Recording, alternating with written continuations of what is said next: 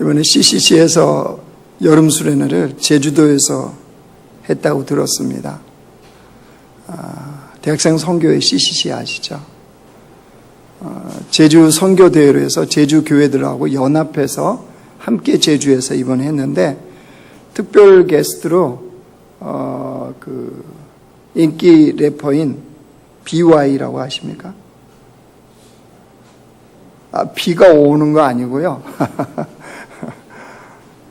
BY라는 래퍼가 나왔대요. 여러분 아마 예전에 보신 분들은 보셔요. 음악 프로그램 그 오디션 프로그램에 나와서 우승했던 그런 친구입니다. 뭐 이게 시즌 1, 2, 뭐 3 뭐 이렇게 했는데 시즌 5에 나와서 이 BY가 우승을 했는데 왜 BY 얘기를 하냐? 왜 사람들이 관심을 갖냐? 일반적으로 연예인이나 이런 사람들이 자기 신앙을 잘 드러내지 않거든요. 근데 BY는 특징이 뭐냐? 하나님을 믿는 자기의 신앙을 그 랩 가사에 담아서 그냥 노래 부르는 거예요, 당당하게. 이게 사람들이 이제 관심을 갖게 되었고, 또 그만큼 실력이 또 뒤따라 줍니다.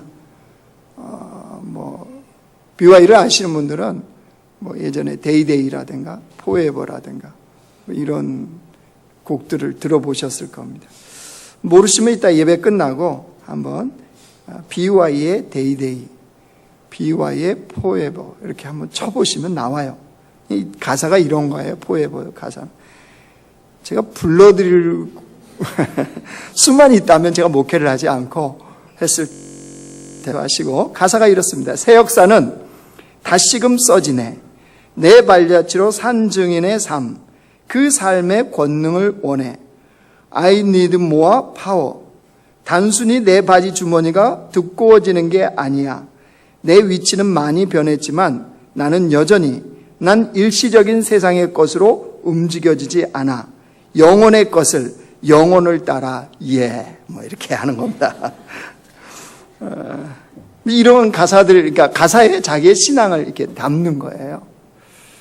근데 이 뭐 스토리를 봤더니 뭐 저는 자세히 몰랐고요. 이 신문을 통해서 그의 우승했던 스토리들을 좀 보았습니다. 원래 시즌 4에도 나왔대요.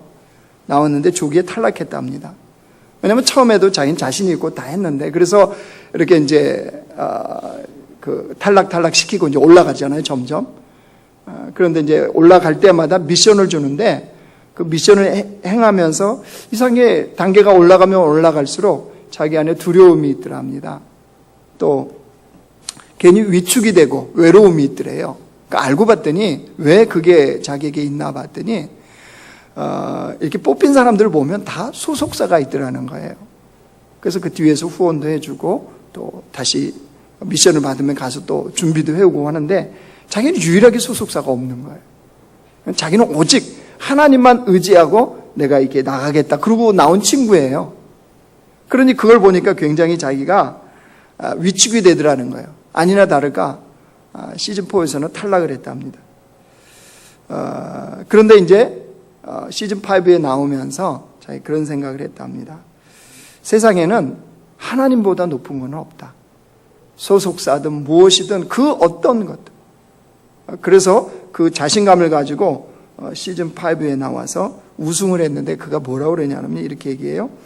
이미 승리자가 된 것처럼 행동했다. 그건 건방진 게 아니었다. 하나님께서 열어주실 미래에 대한 믿음이었다. 결국 하나님께서 하셨다. 이게 BY의 고백입니다. 제가 이 기사를 보면서 그런 생각이 있어요. 하나님 믿는 백성들이 삶의 태도가 이래야 된다는 거죠. 믿음으로 산다는 것은요, 세상 속에서 당당함입니다. 우리는 세상의 방법이 아니라 믿음의 법칙에 따라 하나님의 방법으로 이 땅을 살아가는데 주눅들지 않는 거예요. 당당한 거예요. 왜요? 세상에는 하나님보다 높은 게 없어요. 주님이 통치하고 주님이 다스리고 있는 세상 속에 우리는 하나님의 자녀로 살고 있거든요. 그러니까 믿음의 그 삶을 살아가는데 결코 주눅들지 않고 당당하게 살아가는 것, 이게 하나님의 백성들의 삶이라는 거죠. 그러면 그게 어디서 도대체 오냐는 거죠. 어디서 그런 우리의 힘과 능력이 와서 우리는 세상에서 당당하게 용기를 잃지 않고 살아갈 수 있느냐? 오늘 본문을 통해서 그 메시지를 보려고 합니다. 오늘 본문은 이겁니다. 다윗이요, 사울 왕에게 쫓겨다니는 그때입니다. 그때의 일을 지금 기록하고 있는데요. 다윗이 아버지의 양떼를 치는 목동이었잖아요. 근데 그런 목동에 어느 날 선지자 사무엘이 와서 그 머리에 기름을 붓잖아요. 그러고 나서 이스라엘의 이제 왕으로, 그는 장차 이스라엘 왕이 되려는 사람으로 이제 지정이 된 거죠. 근데 좋은 건 거기까지. 왕으로 기름 부음 받고 나서부터 다윗의 인생이 어떻게 되죠? 꼬이기 시작합니다. 아세요? 본격적인 고난이 이제 시작되는 거예요. 왜? 뭐 때문에 그렇죠? 사울왕이에요, 사울왕. 사울왕도 알잖아요. 다윗이 다음 자기에 이어서 왕이 될 걸 알기 때문에 사울왕이 이제 본격적인 대적자로 나섭니다. 그래서 그때부터 그 나라의 모든 국력을 어디다 쏟냐 그러면 다윗 잡아 죽이는 데 쓰는 거예요. 그 다윗이 자신에 이어서 왕이 못 되도록 하는데 모든 국력을 사울왕이 다 쏟아요. 그런데 어떻게, 나라가 어떻게 돌아가고 있냐 그러면 이 사울왕과 이 이스라엘 백성들이 똘똘 뭉칩니다. 하나가 돼요. 그래서 다윗이 어디로 도망치면 그 사람들이, 이 백성들이 감시를 하고 있다가 바로 고발을 합니다. 사울왕에게. 그럼 사울왕은 정예 군사를 끌고 다윗을 잡으러 가는 거예요. 이게 지금 다윗의 인생에 펼쳐지고 있는 거예요. 감시하고 고발하고 추격하고. 이게 사울왕이 다윗에게 했던 일이에요. 지금 오늘은 다윗이 도망치다가 어디로 도망쳤냐 그러면요, 십광야라는 곳으로 도망을 쳐요. 1절 가보세요. 같이 읽어봐요. 시작. 10사람이 기브야에 와서 사울에게 말하여 이르되 다윗이 광야 앞 10사람들이 사울왕에게 지금 고발하죠. 뭐를요? 다윗이 왔다는 거죠. 자, 그러자 사울의 반응입니다. 2절 가보세요. 사울이 일어나 십광야에서 다윗을 찾으려고 이스라엘에서 택한 사람 3,000명과 함께 십광야로 내려가서, 이 3,000명은 어떤 사람일까요? 그렇죠. 최고의 정예 부대를 끌고 갔겠죠. 근데 이 삶이 지금 다윗의 삶이에요, 계속 반복되고 있는 거예요. 여러분이 다윗이었다. 어떻겠습니까, 마음? 너를 높이리라, 너를 사용하리라, 이렇게 말씀해서 그 은혜를 받고 이제 마음이 굉장히 기뻐하고 이제 한번 믿음으로 살아보리라, 이렇게 마음을 딱 먹었는데 그때부터 이제 고난이 시작되는 거예요. 그죠? 여러분, 그 마음이 어떻겠어요? 그 모르고 싶지 않을까요? 차라리. 다윗은요, 어떤 마음이에요? 이 도망자의 삶이 언제 끝나냐는 거죠. 아니, 자신의 조국 이스라엘에서도 편하게 발 뻗고 잘 날이 없어요. 왜요? 언제 또 사울이 자기를 죽이려고 쫓아올지 모르니까. 다윗의 마음속에는 도대체 이 고난이 언제 끝날 수 있을까? 아마 그런 마음이 있었을 거예요. 그런데요, 절호의 기회가 왔어요. 다윗의 손으로 고난의 날을 끝낼 수 있는 절호의 기회가 딱 왔습니다. 여러분 7절 가보세요. 다윗, 7절 가봐요. 7절 같이 읽어. 시작. 다윗과 아비새가 밤에 그 백성에 나가 본즉 사울이 진영 가운데 누워 자고 창은 머리 곁 땅에 꽂혔고 아브넬과 백성들은 그를 둘러 누웠는지라. 사울왕을, 그 다윗을 쫓던 사울과 아브넬, 또 그 군사들이 어떻게 하고 있대요? 다 누워서 자고 있대요. 근데 이 상황을 누가 허락하셨어요? 여러분 12절 가봐요. 12절. 다윗이 사울이 머리 곁에 창과 물병을 가지고 떠나가되 아무도 보거나 눈치채지 못하고 깨어있는 사람도 없었으니, 왜 그들이 이렇게 다 잠들었다고요? 이는 여호와께서 그들을 깊이 잠들게 하셨으므로 그들이 다 잠들어 있었기 때문이었더라. 이 상황을 누가 허락하셨다고요? 하나님이. 자, 여러분, 자기를 쫓는 이 원수 같은 사울왕과 군사들이 다 잠들어 있어요. 다윗이 뭐 해야 될까요? 할렐루야 찬양대로. 여러분 같은 뭐 하시겠어요? 그렇죠. 얼마나 기회겠습니까? 근데 그 관점이 누구예요? 아비새예요. 아비새는 기회라는 거예요. 찬스라는 거예요. 보라는 거예요. 아니 누가 봐도 3살짜리 어린아이가 봐도 하나님이 주신 기회인 거예요. 그렇게 잠들 수가 없는데 다 잠들어 있는 거예요. 그것도 깊이. 여러분 그래서 아비새가 뭐라고 그래요? 8절 가보세요. 8절. 아비새가 다윗에게 이르되 하나님이 오늘 당신의 원수를 당신의 손에 넘기셨나이다. 그러므로 청하오니 내가 창으로 그를 찔러서 단번에 땅에 꽂게 하소서. 내가 그를 2번 찌를 것이 없으리이다 하니. 아비새가 지금 어떻게 해석하고 있는지 아시겠죠? 하나님이 주신 절호의 찬스라는 거죠. 지금 원수를 제거해버릴 수 있는, 즉 다윗 당신의 삶에 고난을 제거할 수 있는 절호의 찬스입니다. 당신 손을 거칠 필요도 없습니다. 제가 바로 하겠습니다. 이렇게 얘기하는 거예요. 자, 여러분 만약에 이때 다윗 왕이 그걸 시행을 했어요.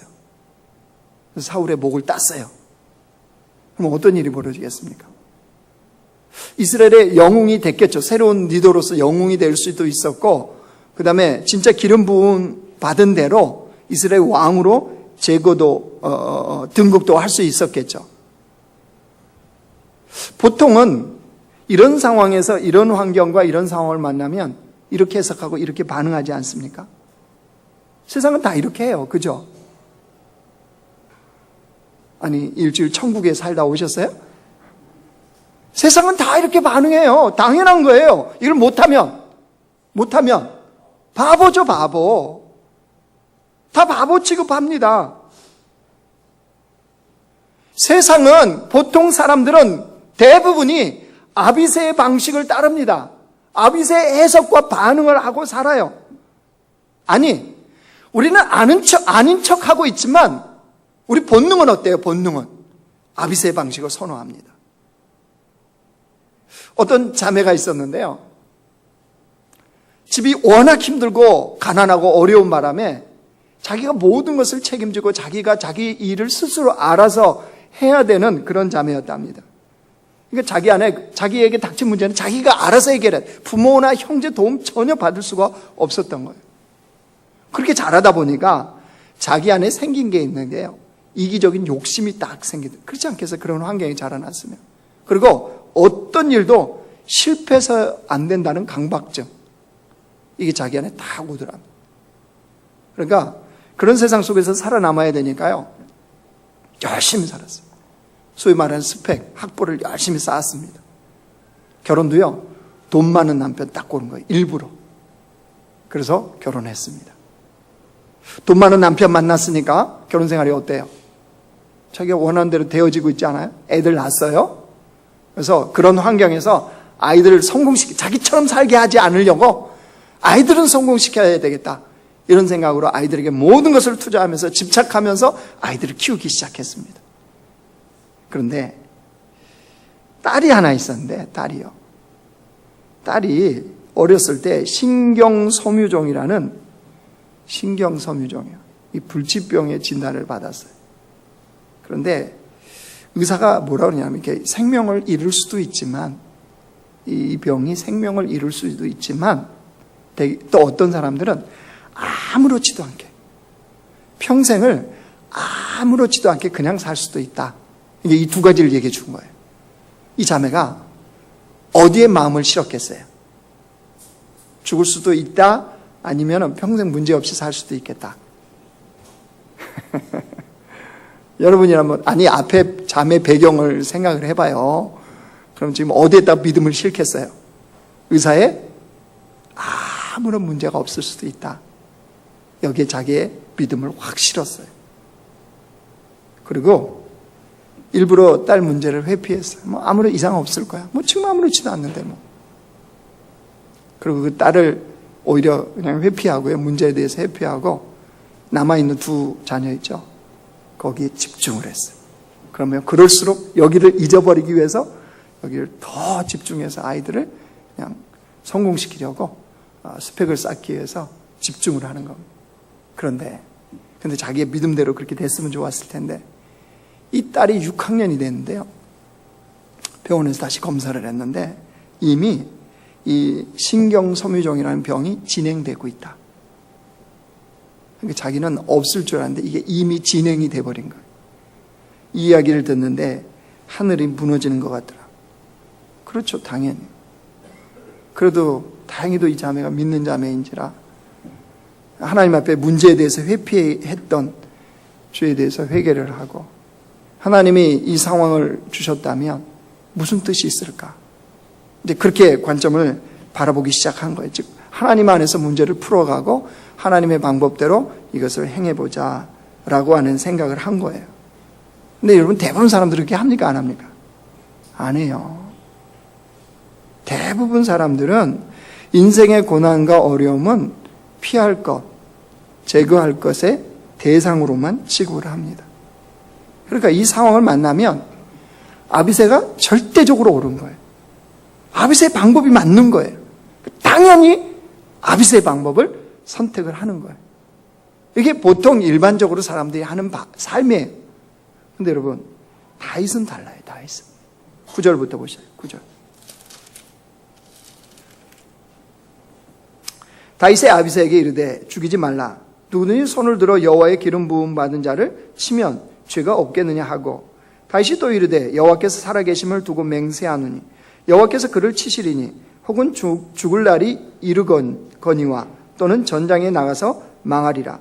내가 손을 들어 여호와의 기름 부음 받은 자를 치는 것을 여호와께서 금하시나니 너는 그의 머리 곁에 있는 창과 물병만 가지고 가자 하고. 다윗은 왜 이렇게 해석하고 왜 이렇게 반응했을까요? 여러분 보이십니까? 다윗은 철저하게 하나님의 주권을 인정하는 사람이었습니다. 하나님의 주권을 인정한다는 게 뭐예요? 이 고난의 상황도 누가 허락하셨다? 하나님이요, 하나님. 하나님이 허락하셨기 때문에 하나님께서 이 상황을 다스리고 계신다는 것을 철저하게 믿은 겁니다. 그러니까 이 고난이 분명히 사울왕이 자기를 괴롭혀요. 생명에 위협을 해요. 제거해버렸으면 딱 좋겠어요. 그런데 다윗은 하나님께서 허락하신 것이라면 이 상황을 통해서도 하나님의 뜻이 있을 거라는 거죠. 이 상황을 통해서도 하나님께 영광을 돌려드리는 백성이 되어야 된다는 거죠. 그러니까 반응이 당연히 다를 수밖에 없는 거죠. 사울왕을 보는 입장이 다를 수밖에 없어요. 아비새의 관점으로 해석을 하면요, 사울왕은 제거해야 될 대상으로밖에 안 보여요.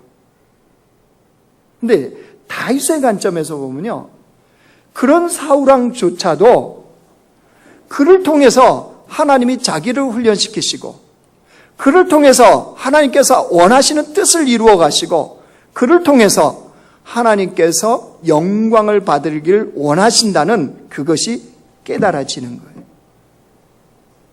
그러면 반응이 어떻겠어요? 당연히 다를 수밖에 없게 된 거죠. 그럼 이제 우리의 질문이 어떻게 그게 가능해요? 왜 대부분은 아비새처럼 선택하고 사는데 어떻게 믿음의 사람들은, 하나님의 백성은 다윗과 같은 선택을 하고 다윗과 같은 삶이 가능하냐는 거예요. 어떻게 가능할까요? 여러분, 그건 다른 게 아닙니다. 하나님을 믿는 백성이 되었다는 것은요, 내가 하나님 믿는 백성, 하나님의 자녀가 되었다는 것이 도대체 무엇인지를 제대로 알고 깨달을 때, 왜 하나님의 백성이 믿음으로 살아야 되는지, 왜 하나님의 백성이 하나님의 나라의 법칙으로 살아야 되는지를 인식하면 다윗과 같은 해석이 나오고 다윗과 같은 반응이 나와요. 그래서 로마서 5장 1절부터 보였어요. 같이 읽어요. 시작. 그러므로 우리가 믿음으로 의롭다 하심을 받았으니 우리 주 예수 그리스도로 말미암아 하나님과 화평을 누리자. 또한 그로 말미암아 우리가 믿음으로 서 있는 이 은혜에 들어감을 얻었으며 하나님의 영광을 바라고 즐거워하느니라. 다만 이뿐 아니라 우리가 환난 중에도 즐거워하나니 이는 환난은 인내를, 인내는 연단은 소망을 이룬 줄 알미라. 앞으로 좀 넘어가 보세요. 우리가 믿음으로, 아니 그 앞에 더 앞에, 믿음으로 의롭다 하심을 받았다 그랬잖아요. 우리가 예수 그리스도를 믿음으로 말미암아 의로운 자라고 주님이 불러주시죠. 칭해 주시잖아요. 그런 자들은 그 다음으로 넘겨보세요. 믿음으로 서 있는 이 은혜에 들어감을 얻었으며, 이게 무슨 말이냐면 하나님의 은혜 속으로 들어간 존재가 됐다는 거예요. 그러니까 그 하나님의 은혜 속에 온통 거하는 백성이 돼버린 거예요. 사울왕조차도 은혜의 도구가 될 수 있는 거예요. 이 은혜 속에 들어갔다는 것은. 그래서 그 다음 넘겨보세요. 그래서 이제는 환난을 어떻게 해석하냐? 환난 중에도 즐거워한대요. 아비새 방식을 선택한 사람들은 환난 중에 즐거워하면 뭐 했다고 그래요? 미쳤다고 그럽니다. 미쳤다고. 저 미친 거지. 환난을 만났는데 왜 이렇게 즐거워해? 그런데 하나님의 온통 은혜 속에 들어간 존재가 되었다는 걸 알면 뭘로 해석한대요? 뭘로요? 아니 끝에 뭐예요? 소망이에요. 소망. 그 환난 자체도 뭘로 하나님 만들어 가신대요? 소망으로 만들어 가시는 줄 알미로다. 믿는다는 거죠. 여러분 이것을 알게 되어지면 달 것 같은 해석과 반응이 나오니까 뭐냐면요, 오늘 말씀을 한마디로 축약하면 이겁니다. 하나님의 자녀가 되었다는 것을 뭘 아는 거냐 그러면요, 나는 하나님의 압도적인 축복과 은혜를 받은 존재가 되었다는 것을 아는 거예요. 다시 말씀드립니다. 이 중요한 오늘 설교의 핵심 키입니다. 나는 예수를 믿고 구원받았다는 것은, 예수 그리스도의 십자가로 구원받은 존재가 되었다는 것은, 나는 압도적인 그 어떤 것과 비교할 수도 없는 압도적인 축복과 은혜를 받은 존재가 되어버린 거예요. 할렐루야. 여러분 신앙생활은 이 믿음이 내 안에 딱 자리 잡고 있어야 돼요. 이게 기반으로 딱 자리 잡고 있어야 무엇을 바라보고 무엇을 해석하고 어떤 관점으로 보든 간에 그게 달라 보여요. 왜? 그 고난이, 그 어려움이, 그 어떤 것이 나를 어찌할 수 없는, 나는 하나님의 압도적인 축복과 은혜를 받은 존재가 이미 돼버린 거예요. 지금 상황이 어떻든, 환경이 어떻든, 뭐가 어떻게 펼쳐지든 그거하고 무관하게요. 하나님의 압도적인 축복과 은혜를 받은 존재. 뭘로요? 예수 그리스도의 십자가로. 그 구원의 은혜를 아는 자들은 이제 뭐가 달라지냐면요, 그때부터 인생에 만나는 고난과 어려움에 대한, 위기에 대한 해석이 달라집니다. 사도 바울 한번 생각해보세요. 사도 바울은 인생에 무수히 많은 고난을 당합니까? 안 당합니까? 엄청나게 당하잖아요. 그것도 어느 때부터? 다메섹 도상에서 예수님을 만난 그때부터. 그죠? 그럼 성경에 얼마나 자기가 많은 고난을 당했는지 기록하고 있잖아요. 굶는 날이 허다했고, 배가 깨졌고, 강의 위험, 바다의 위험, 태장을 당했고, 돌에 맞았고, 아주 말할 수도 없는 그 고난이 다윗의 인생에 있었어요. 여러분 예수 믿음이 이렇게 된다니까요. 아셨어요? 할렐루야 찬양대.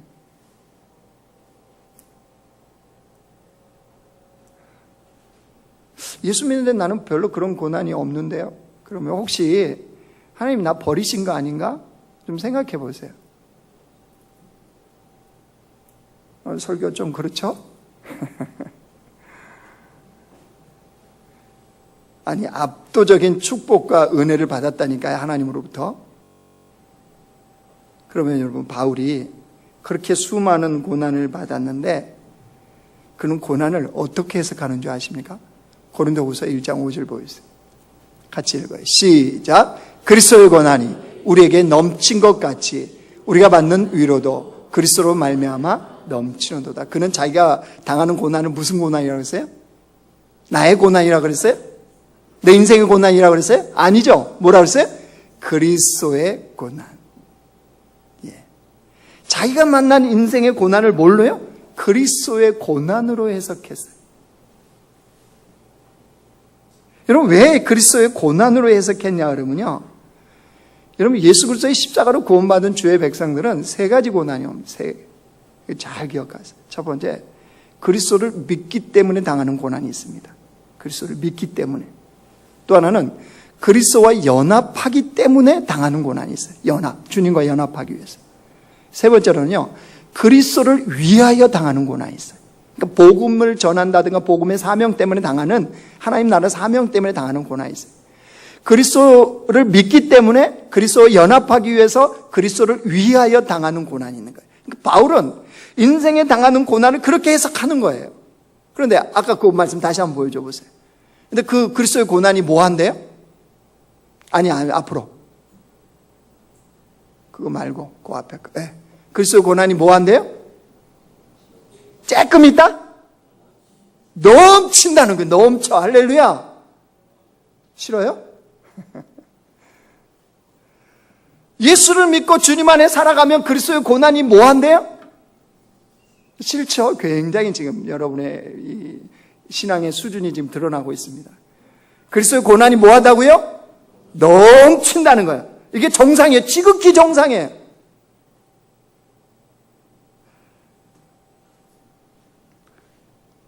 그러니까 바울은 그리스도를 믿기 때문에 그리스도와 연합하기 위해서 그리스도를 위하여 당하는 이 고난을 그렇게 그리스도의 고난이라고 해석한 거예요. 그리고 근데 그게 넘친대요. 끊임없다는 거예요. 믿음이 좋아도 신앙생활을 잘해도 뭐 아주 그게 넘쳐난다는 거예요. 근데 그걸 감당이 안 돼요. 왜요? 하나님의 압도적인 축복과 은혜를 받은 존재라는 것을 사도 바울은 알기 때문에. 이건 변함이 없어요. 그런데 그렇게 압도적인 축복과 은혜를 받은 존재들은요, 그 그리스도의 고난을 통해서 누리는 은혜가 있어요. 무슨 말이냐면 평상시의 삶에서 아무런 일도 없고 뭐 어려움도 없을 때 맛보지 못한, 그러니까 이 고난 속에서만 경험할 수 있는 하나님의 복과 놀라운 은혜가 있다는 것을 알게 되는 거예요. 바울이 1장 5절 아까 다시 보여주세요. 자, 두 번째 띄웠던 거. 예, 같이 읽어요. 시작. 그리스도의 고난이 우리에게 넘친 것 같이 우리가 받는 위로도 그리스도로 말미암아 넘치는도다. 이게 넘친다 했는데 이제 그 그리스도의 고난이 넘치는 백성들은 모두 또 넘친대요. 그리스도의 위로도 넘친대요. 그리스도의 위로도. 주님으로부터 받는 위로요. 이거는 뭐 어떤 것과도 비교할 수 없는 놀라운 위로. 아니 고난 자체를 기억하지도 못할, 아니 고난이 얼마나 영광인 깨달을 수 있는 그리스도의 위로가 뭐한대요? 넘친다는 거예요. 자신의 인생에서 자기는 고난 속에서 자기만 있는 줄 알았더니 세상은 다 자기 주변에 떠나고 아무도 없는 그때에도 내 곁에 나와 함께 하시면서 그리스도의 위로로 내 속을 위로하시는 그 주님의 위로를 경험한다는 거예요. 여러분, 이거를 맛보는 백성들은 고난이 제거해야 될 대상이겠어요? 고난을 통해서 내가 훈련되어지고 하나님의 뜻을 발견하고 하나님께 영광을 돌려야 되는 것이 되겠어요?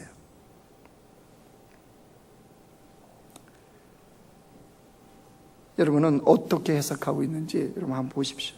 아브람도 보세요. 아브람 똑같아요. 조카 롯과 동거하다가요, 땅이 너무 좁아졌어요. 하나님 축복하셔서 재산이 너무 많아졌네요. 그러니까 조카 롯의 목자들과 아브람의 목자들이 자꾸 다퉈요. 이제 헤어질 때가 된 거예요. 그래서 삼촌이 조카인 롯에게 이야기하죠. 먼저 네가 땅을 택해라. 네가 좌하면 나는 우하고 네가 우측 택하면 나는 좌측으로 갈게. 이러고 한 거예요. 그러면 조카 입장에서 뭐라고 그래야 돼요? 여러분 조카라면 아브람한테 뭐라고 그랬어요? 할렐루야 그러고 얼른 가? 조카면 삼촌 그래도 장유유서죠. 삼촌께서 먼저 택하십시오. 그러면 제가 나중에 택하겠습니다. 라고 했으면 얼마나 좋았겠어요. 이 눈치코치 없는 조카 롯이 자기 눈에 보이기 좋은 에덴 동산과 같은 곳을 딱 선택해서, 그죠? 그리고 딱 가버리잖아요. 그죠? 두 말 안고 가요.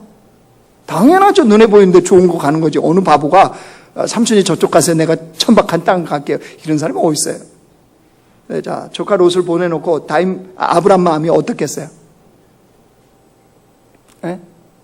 여러분 아내가 어디 동창회 뷔페에 집 맛있는 거 먹으러 간다고 당신 따라갈래? 그랬더니 남편이 자존심 상해서 안 가. 그랬더니 한 번만 더 물어보지 그냥 가버렸어. 그리고 집에는 라면밖에 없어. 라면을 바라보는 여러분 마음이, 남편들 마음이 어떻겠어요? 이거가 웬 떡이냐, 오병이 기적이냐 이러겠어요? 아니면 한 번만 더 물어보지. 내가 갈 건데. 왜 그런 마음이 있잖아요. 여러분 아내들은 다 잘해주셔서 그게 없군요. 아브라함의 쓸쓸하고 씁쓸한 이 마음. 근데 그때 하나님 딱 나타나시잖아요. 뭐라고 그러세요? 창세기 13장 보겠습니다.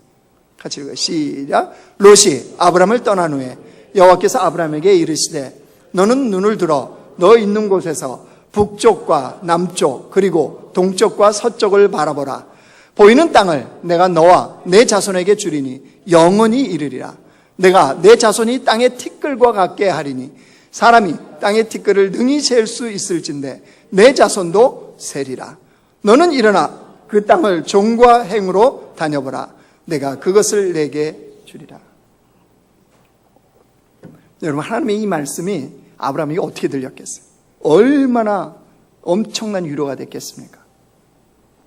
조카 롯이 떠나버리지 않았다면, 자기 마음에 그게 없었다면 경험할 수도 없는 이 하나님의 놀라운 위로를 아브라함이 받은 거예요. 어떻게 알아요?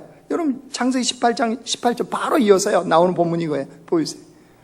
같이 읽어요. 시작. 이에 아브라함이 장막을 옮겨 헤브론에 있는 마므레 상수리 수풀에 이르러 거주하며 거기서 여호와를 위하여 제단을 쌓았더라. 여러분 헤브론이 무슨 뜻이에요? 교제의 자리, 마므레, 뜨거운. 그러니까 이 이유 뭐예요? 지금 아브라함이 누구하고? 하나님과 뜨거운 교제를 하는 축복의 자리로 나갔다는 거예요. 왜요? 하나님의 놀라운 위로를 받았기 때문에. 여러분 그렇기 때문에 내가 정말로 하나님의 압도적인 축복과 은혜를 누린 백성으로 내가 그것을 받아들이고 믿고 살아가느냐 안 살아가느냐는 여러분 고난의 인생에 당하는 고난과 어려움을 어떻게 해석하고 어떻게 반응하는지를 보면 딱 알아요. 그리고 또 하나 알 수 있는 게 있어요. 여러분 그렇게 압도적인 축복을 받은 존재인 걸, 자기가 그 어떤 것과 비교할 수 없는 압도적인 축복을 받은 존재임을 믿는 사람들은 그래서 고난을요 이야기해요. 고난을 알린다니까요. 바로 한번 보실래요? 고린도후서 1장 8절 보겠습니다. 같이 읽어요. 시작. 형제들아 우리가 아시아에서 당한 환난을 너희가 모르기를 원하지 아니하노니 힘에 겹도록 심한 고난을 당하여 살 소망까지 끊어지고. 어떤 고난이래요? 힘에 겹도록 심한 고난을 당하여 살 소망까지도 끊어졌대요. 근데 뭐 한대요? 아시아에서 이렇게 당한 환난을 너희가 모르기를 원한다, 원치 않는다?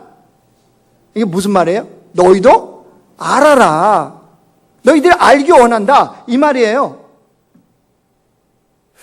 여러분 세상 방식과 달라요? 똑같아요? 아비새의 방식이면 알려요? 안 알려요? 안 알리죠. 사람들이 흔히 고난을 만나면 뭐예요? 숨겨요. 회피합니다. 도망칩니다. 여러분 누군가가 여러분 가원들 중에 고난을 만났는데 쉬쉬한다. 목사님 이거 비밀인데 목사님 알고 계세요. 그럼 딱 판단을 합니다. 아, 하나님의 압도적인 축복과 은혜가 뭔지를 모르는 사람이구나. 이 사람은 고난을 그렇게 해석하는구나 라고 보면 딱 맞습니다. 왜 사람들이 예수 그리스도를 믿으면서도 당하는 그 고난 어려움들에 대해서 숨기고 도망치고 회피하는 줄 아세요? 여전히 세상의 방식과 세상의 논리와 세상의 관점으로 해석을 하고 있거든요. 세상은, 아비새의 방식은 고난은 저주입니다. 그렇죠? 저주예요. 피해야 될 거예요. 제거해버려야 돼요. 그러니까 말을 못하는 거예요. 안타까운 거는 그리스도인이라고 하는 사람들이 대부분 이렇게 삽니다. 예수를 신실하게 믿다가도 당한 고난이 딱 오면은 숨겨요. 뭘로 해석하고 있는 거예요? 재앙이에요, 재앙. 그러니까 이거는 하나님의 주권을 못 믿는 거예요. 하나님 내 인생을 다스리고 계시고 하나님께서 합력하여 선을 이루시며 하나님께서 가장 좋은 승리의 역사를 내 인생에 이루시는 선하시고 인자하시고 신실하신 하나님을 못 믿는 거예요. 그러니까 그 고난은 제거해야 돼요. 숨겨야 돼요. 나를 망하게 할 재앙이라고 해석을 하고 있는 거예요. 그런 분들은 점검해 보셔야 돼요. 교회는 다니는데 그리스도인이 아닐 가능성이 많습니다. 정말 예수 그리스도의 십자가로 내가 구원받은 존재로 하나님의 압도적인 축복과 은혜가 내 안에 있고 내가 그런 인생을 사는 존재 속에 주어진 고난이라면 그리스도의 고난이라고 그랬잖아요. 그리스도의 고난. 내가 그리스도를 믿기 때문에 당하는 이 고난이고 그리스도와 이 고난을 통해서 연합되는 사건이라고 바라본다면 그걸 통해서 그리스도를 위하여 복음의 내가 증거자가 되고 복음의 이 역사에 이 쓰임받는 것이 된다면 왜 고난이 숨겨야 될 것이 됩니까? 고난을 숨겨야 될 거로 생각하고 있는 분들은 저주, 재앙이라고 해석하고 있기 때문이에요. 여러분 어떻습니까, 여러분? 여러분 인생에 만나는 고난과 어려움을 어떻게 해석하고 계세요? 여러분 그걸 만나면 가정교회에서 오픈하십니까? 나 이런 어려움 지금 만나는데 기도해 주세요. 이렇게 얘기해요. 여러분 그렇게 말할 수 있는 그런 영적인 수준이 되십니까? 이거는 우리의 인격과 우리의 도덕과 윤리와 이거 전혀 무관해요. 믿음의 수준이에요. 믿음의 수준. 아시아에서 당한 환난을 너희가 모르기를 원치 않는다. 바울은 알기를 원한다잖아요. 왜? 그리스도 고난이 계속 내게 넘칠 거니까. 이것만 지나가면 없다고요? 여러분 숨기고 회피하고 그러면 다음에 고난 안 올 것 같습니까? 성경을 보십시오. 더 큰 고난 또 옵니다. 또 와요. 나의 믿음의 수준과 관계없이 하나님은 계속 고난으로 우리를 다뤄가세요. 그러니까 우리 관점을 빨리 바꿔내야 돼요. 그래야 고난을 바라보는 해석이 달라져요. 그래야 주님이 원하시는 그 삶으로 우리가 이끌림 받는 거예요. 고난 받으면 자랑해요? 아니 이론으로 맨날 고난은 너의 수준이다, 믿음의 수준이야, 하나님이 감당할 만하기 때문에 주신 것이다. 아 이론으로 머릿속은 다 알고 있으면 뭐예요? 직접 자기가 당하면 말도 못하면서. 여사람 이제 오늘 이제 공식적으로 이제 얘기하는 거예요. 자, 고난 당하면 자랑할게요. 시작.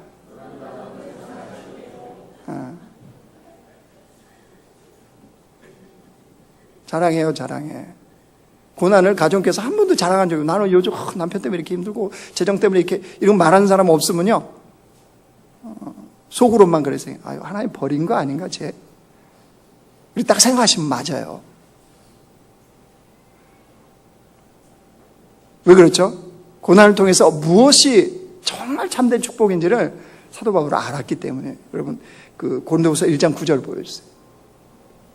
같이 읽어요. 시작. 우리는 우리 자신이 사형 선고를 받은 줄 알았으니 이는 우리로 자기를 의지하지 말고 오직 죽은 자를 다시 살리시는 하나님만 고난이 사형 선고를 받은 것 같이 힘들었다는 거예요. 얘 고난 안 힘든 사람이 어딨어요? 힘들지 않다는 거 다 뻥 거짓말이에요.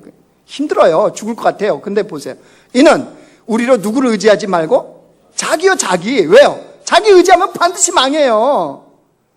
자기 힘, 자기 능력, 자기 어떤 상황 의지하면요 반드시 망합니다. 그래서 압도적인 축복을 받은 주의 존재들은 무엇만 의지하게? 하나님만 의지하게 만드는 거, 그런 인생으로 이끌어가는 게 주님의 뜻이란 말이에요. 그러니까 고난 중에 특별하게 누리는 주님의 은혜가 있다는 것을 모르고 신앙생활하는 사람들은요 수박 맨날 껍질 겉핥기 하는 거예요. 이 여름에 수박을 쫙 깨서 그 안에 있는 그 시원한 수박을 먹어야 되는데 수박 겉만 그죠? 덜 핥고 아이고 수박이네 맛있네 그러고 있는 거예요. 신앙생활 아무리 재미가 없어요. 고난은 뭐 축복이 그러면 이제 속으로 다 지금 판단 10분 있네요. 개뿔 무슨 축복. 하나님 믿으면 이것도 잘 되고 저것도 잘 되고, 그죠? 그러니까 정말로 이 영적인 원리를 모르고 살아가는 육적인 그리스도인으로 겨우 구원받은, 여러분, 하나님이 그러라고 이 땅에 우리의 생명을 주시겠어요? 오늘 또 살려놓겠습니까? 다시 강조합니다. 우리는 왜 그렇게 고난을 해석할 수 있고 이렇게 알릴 수도 있고 말할 수 있고 이해하게 하느냐? 우리는 하나님의 압도적인 축복과 은혜를 받은 존재예요. 아멘? 압도적인, 어떤 것과 비교할 수도 없는 그 십자가의 구원은 그냥 구원받아 천국, 이거 아니에요. 기억하십시오. 압도적인 축복과 은혜를 받은 존재. 이 말씀을 이제 준비하면서 뭘 해야 돼요? 너는 어떠냐, 너는. 그 시간이 온 거예요. 이 말씀을 준비하면서 저 자신을 한번 비춰보았어요. 그랬더니요, 저희 부끄러운 과거가 딱 하나 떠올랐어요. 무슨 부끄러운 과거냐? 제가 목회자 전임으로 들어오기 전에 12년 동안 직장 생활을 했습니다. 그래서 맨 마지막은 그래도 하나님의 은혜로 진짜 좋은 꿈의 직장에서 보너스 600% 주는 꿈의 직장에서 마지막 직장 생활을 하고 이제 전임으로 들어온 거예요. 그런데 그 직장을 이게 나오면서 이제 그 연말정산이라는 게 여러분 하지 않습니까? 그러면 연말정산하면 연말에 연말정산 명세서라는 걸 줘요. 경리부 같은 데서. 이게 뭐냐면 그게 왜 주냐 그러면 당신이 올해 연봉이 얼마였고 세금을 얼마 냈고 또 뭘 어떻게 했고 이렇게 해갖고 그때 그걸 갖고 이제 최종 이렇게 세금 올해 어떻게 냈고 그것까지 다 주는 게 연말 정산 명세서예요. 근데 제가 마지막 퇴직할 때 그거를 받아갖고 버리지 않고 목회하면서 몇 년 동안 제 책상 서랍에 넣어놨어요. 근데 이거는 그 누구도 보여준 적이 없어요. 그 누구도 보지 못했어요. 누구만 봐요? 예? 누구만? 하나님만 본다고요? 나만 봐요, 나만. 왜 볼까요? 눈치채시겠죠? 내 의인 거죠, 내 의. 내 자랑인 거죠. 나만 보면서 속으로 어떤 생각하는 거예요? 다 이런 사람이었는데. 내가 이렇게 헌신하는 거야. 스스로 자랑, 스스로 위로, 스스로 위안. 그리고 목회가 힘들면 누구에게? 하나님께. 하나님, 이렇게 버리고 왔잖아요. 하나님 이렇게 왔잖아요. 이런 자료였던 거예요. 그러다가